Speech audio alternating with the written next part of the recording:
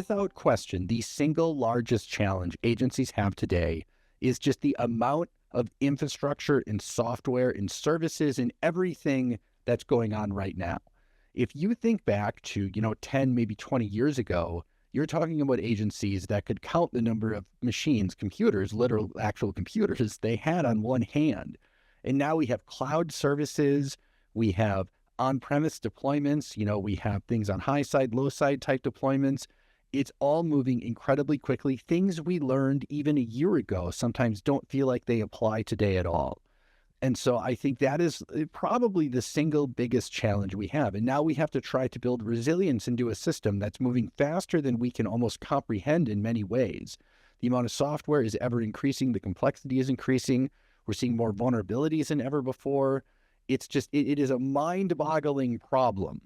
And the thing I always tell people is that every successful mission, the thing that really made it successful was, planning and logistics behind it. And we don't like to talk about that because, quite frankly, planning and logistics is kind of a boring topic, but planning and logistics are what really make the wheels turn, and I think are some of the most important things that we can possibly do. And we see this especially in supply chain security, where if you're just deploying random things in random places at random times, like your failure is your only option, right? There's so many tools and there's so many process. There's standards that have come out in the last couple of years that can really, really make a difference here.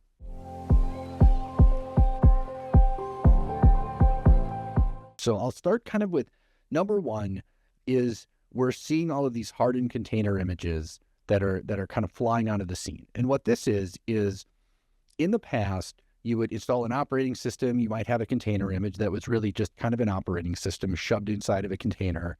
And it came with all the baggage of an operating system where you'd have like random libraries, you'd have a calculator installed, maybe a calendar, whatever, a bunch of random things.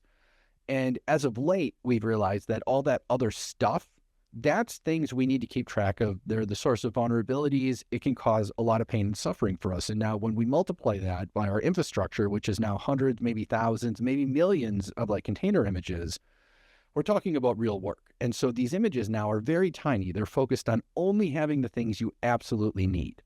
And then we can kind of go up a layer, and now we have the stuff we install, the things we need to make our applications work.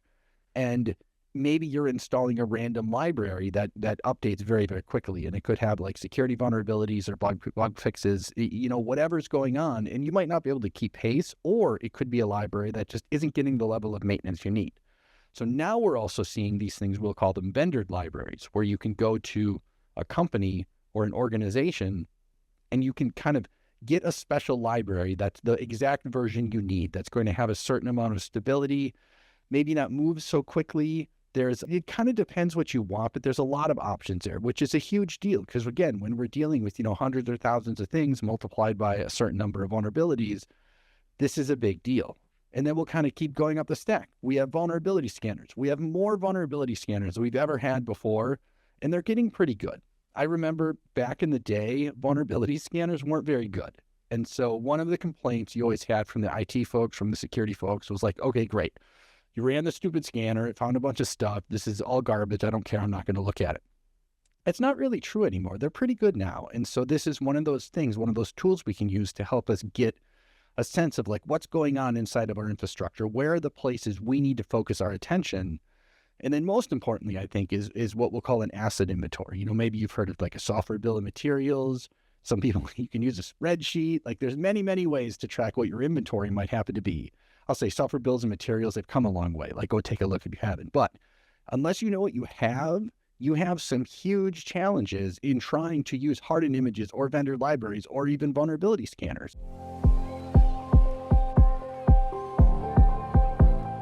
Anchore helps with agency resiliency is the foundation is an asset inventory.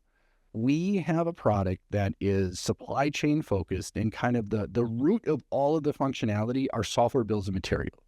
We have a marvelous SBOM scanner that will look at your artifacts. It will tease out what's in there, and then we can store that information, and we can use the asset inventory to start doing things like scanning for vulnerabilities. We can have policies that we can say, Let's look for how this infrastructure is going to end up deployed. Like, what are the users in a container? What are the ports the container is going to use? What are the libraries? The libraries inside of libraries type problems, right? Where we can really start to drill into these things. We can say, like, if this artifact has findings on, the SysAKEV, the known exploited vulnerabilities list, we can say, absolutely, you cannot deploy this, right? Like, anything on the KEV is a no-go. We can look at things running in infrastructure and say, okay, you've got all this stuff already running, right? It's already been deployed. So let's make sure we understand what's out there, what's happening. Do we have things that have vulnerabilities? Do we have KEV findings? There's so many things we can do. And the most important part of all this is you have to automate it. When we're dealing with the scales we're talking about, automation is absolutely key, because if we don't automate the scans, we don't automate, bringing in artifacts, we don't automate enforcing policy, because humans are they can't handle this scale correctly, right? Like, we build tools to help us solve problems like this. That's the whole point.